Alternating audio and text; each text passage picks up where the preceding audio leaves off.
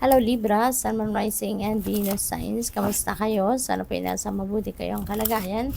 Welcome back po sa Star Tarot. At kung bago kayo dito, welcome din po kayo. Please subscribe, like, share my videos, and leave me a comment po kung nakaresonate kayo. Thank you.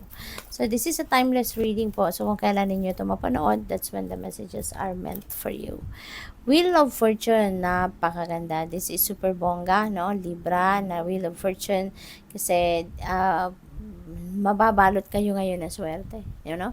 And that could be in various areas of life. But definitely, meron swerte sa pera, you know, siswertehin kayo ngayon sa inyong finances. O pwedeng meron dadating dito na mga oportunidad, no, na pwedeng pagkakaperahan ninyo or talagang baka meron ditong windfall of money din na pwedeng dumating sa inyo, no? At hindi lang yan, no, sa pera kayo siswertehin, but it could also be in various areas of life, no? So, what else? We have the High Priestess.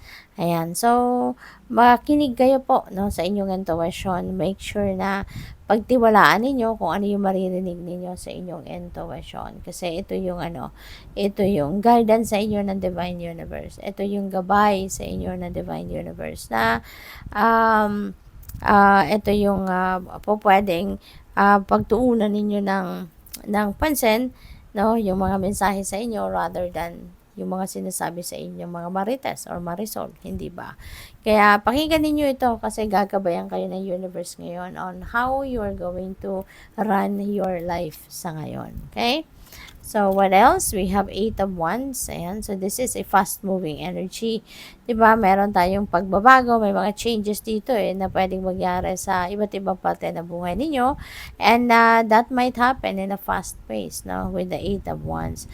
So, pwedeng mabilisan ang mga pagbabagong ito. Pwedeng mabilisan yung mga pagdating ng mga iba't ibang klaseng opportunity na to sa buhay ninyo.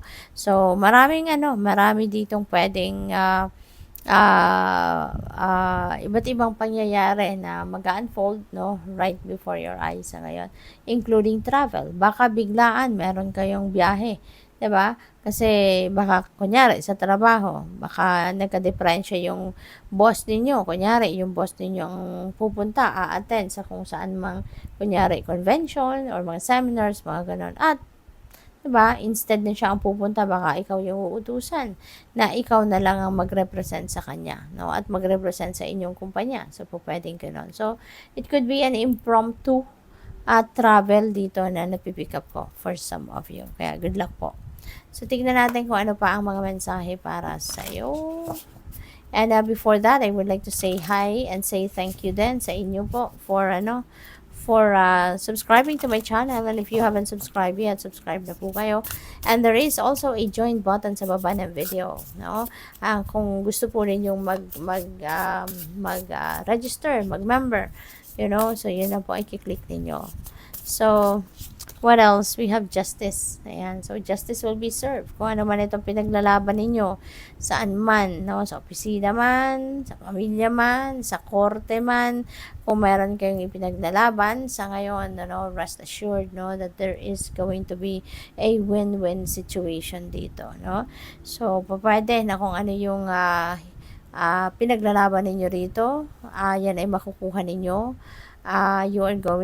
You can expect a win, no, sa sitwasyon na to since you also have Wheel of Fortune. So definitely kung ano man ang pinaglalaban ninyo rito, yung desisyon ng mga taong ito, no, sa korte man or sa opisina ninyo or sa pamilya man ninyo, you know, yan ay pabor para sa inyo. Kaya napakaganda.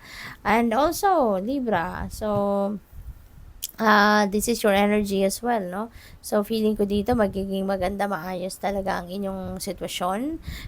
Maybe you are really going to get what really you deserve. Kung ano yung deserve ninyo, yun talaga ang mapupunta sa inyo. Ano?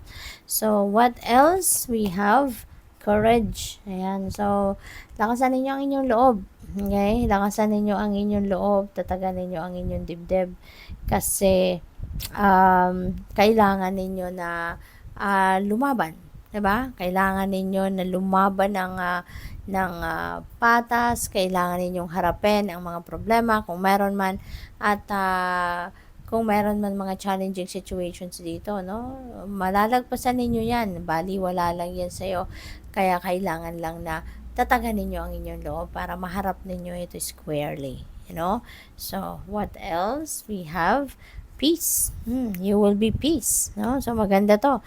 Kasi kung ito yung hinahangad ninyo, ito yung nilulook forward ninyo na magkaroon kayo ng peace of mind, magkaroon kayo ng peace sa loob ninyo. So, this is it, Libra, no? Ito na yung pagkakataon na talagang kayo ay magkakaroon ng kapayapaan sa inyong dibdib. Siguro, this could be related dito, no, sa justice energy, no?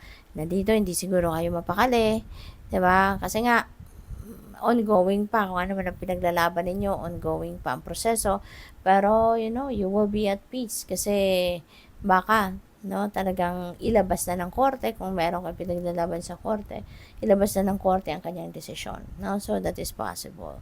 Kaya ayan, magiging at peace kayo, magiging mapayapa, no, ang inyong pakiramdam. So tingnan natin kung ano pa ang ganap. Oh, by the way, Libra, before I go on, I would like to say hi muna and a shout out po sa ating beloved channel member na si Maria Yui 3981. Maraming salamat po for being here and I appreciate po your help sa channel, sa support, no? Yung mga donasyon din na pinapadala ninyo. Maraming salamat po for that. Serendipity, wow, napakaganda. Parang all of a sudden, siswertehin kayo rito, no? Tapos meron kayong Wheel of Fortune.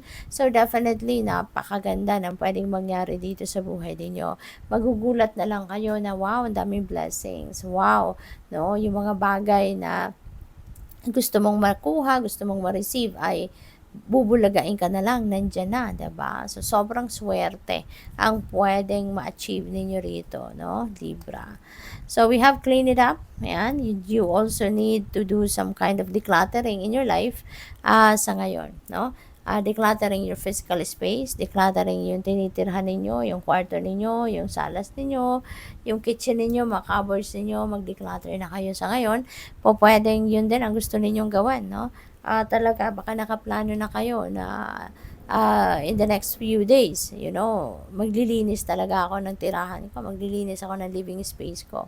And baka din, no, na hindi lang ito physical space, yung clean up ninyo, but also your life in general, no? Baka din, magmumuni-muni kayo with the High Priestess, baka ito din yung time na magninilay-nilay kayo and you're going to evaluate, no, what is happening in your life, sino-sino mga nasa buhay mo, anong mga epekto nila sa'yo, yung gano'n, no? So, siguro you're also going to think about that and pwede na you are also going to remove, no, people in your life na hindi na nakakatulong sa'yo. So, that is possible.